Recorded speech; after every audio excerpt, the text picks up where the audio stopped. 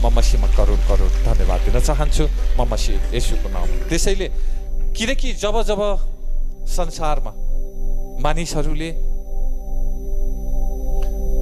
लाग्छ कि लाग्दैन यो कुरा, हजुरहरू कहिले काहीँ लाग्छ कि लाग्दैन? कहिले काहीँ यो कुरा लाग्छ कि लाग्दैन हजुरहरूलाई? त नि है, म सत्य हुँ भन्ने किन हिँड्नु पर्यो होला?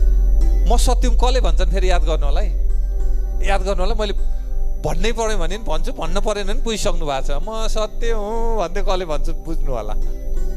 जसले उसको हरकत नै असत्य देखाउँछ उसले सत्य भन्छ। फेरि हरकत चाहिँ असत्य छ अनि मुखले चाहिँ के गरेछ? म सत्य हुँ, म सत्य हुँ। सत्यको त हरकत पनि सत्य हुन्छ। उसको हरकतले नै आँप हो भनेर चिन्नको लागि आँप फलेपछि, आँपको बुटोमा गएपछि आँप फलेपछि हो सत्य यो आँप रहेछ भने चिनिन्छ।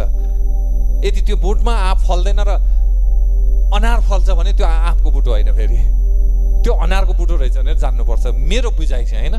मैले यो किन भन्न खोजिरहेको छु भन्दाखेरि आज सच्चाइ चाहिँ असत्य रे, सच्चाइ चाहिँ झुट रे, सच्चाइमा जानेहरू चाहिँ केही बुझेका छैनन् रे, केही जानेका छैनन् रे, नबुझेको भए नजानेको भए आज 17 वर्षसम्म परमपिता परमेश्वरको काम आज दिन 2 गुणा रात 4 गुणाले अगाडि बढ्थ्यो होला त हजुर।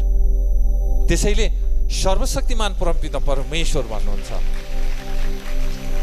तिम्रो कर्मले पनि तिमीले सत्कर्म गरिरहेका छौ, तिम्रो व्यवहारले। त्यसैले म सच्चाइ परिवारमा जुटेको मान्छेलाई के भन्छु भने, हरेकलाई म के भन्न चाहन्छु भने, झुक्नुहोस्, भाँच्चिने गरेर नझुक्नुहोस्, प्रयोग हुनुहोस्, तपाईँलाई डस्टबिनसम्म लिएर कसैले नफालिदियोस्, त्यसरी प्रयोग पनि हुनुहोस्। प्रयोग नहुनुहोस् भन्दिनँ, तर तपाईँलाई युज गर्यो अनि लिएर गएर डस्टबिनमा फालिदियोस्, त्यस्तो पनि नबन्नुहोस्। दयालु हुनुहोस्, तपाईँलाई कसैले मिसयुज गर्न नसकोस्।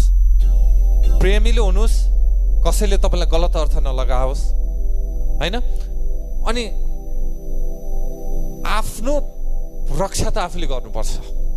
कसैले तपाईँलाई म परमेश्वरको सन्तान हुँ भन्दैमा कसैले तपाईँलाई दबाइरहेछ भने तपाईँ दबिरहनुपर्छ भन्दैन सच्चाइ नेपालले। म त परमेश्वरको सन्तान के बोल्नु त नि, यो नभन्नुहोस्, भएको कुरा बोल्नुहोस्, नभएको कुरा पो नबोल्नुहोस् भनेको हो त, झुटो गवाई पो नदिनुहोस् भनेको हो त।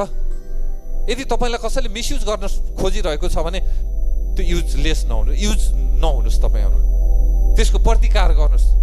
के बोल्न खोजेको तपाईँले, के बोले झैँ लागेको छ तपाईँलाई, यति त खुबी हुनुपर्छ। किनकि तपाईँ